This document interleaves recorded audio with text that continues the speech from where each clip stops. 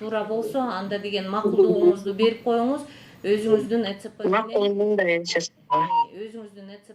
Сегодня частный нотариус Аида Таштандиева по видеозвонку связалась с кыргызстанкой Дарьей Душокматовой. Дарья находится и работает в Соединенных Штатах Америки. Ей нужно было оформить доверенность на своего супруга Максата Акынбаева, который находится в Кыргызстане. Нотариус и Дарья провели эту процедуру онлайн, благодаря чему документ был оформлен в короткий срок. Электрондук кол тагыңыз менен колуңузду коюп коюңуз.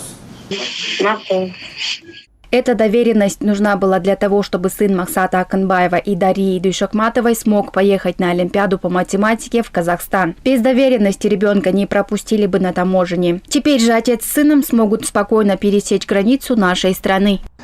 Раньше были ситуации, да, вот, например, пересекать границу. Были ситуации такие, сложности насчет времени там и какие сложности были, конечно. А онлайн теперь нам удобно очень. Времени сэкономишь и там немножко деньгами тоже как-то легче было. Легче стало сейчас. Онлайн мне удобно. Новая услуга реализована Министерством юстиции в рамках единой информационной системы нотариата. Сервис позволяет оформлять документы без личного посещения нотариальной конторы. Для этого достаточно иметь электронную цифровую подпись, паспорт и быть гражданином Кыргызстана. Для того, чтобы гражданин обратился к нотариусу, он может зайти на сайт Министерства юстиции, и есть окошечко обращения граждан.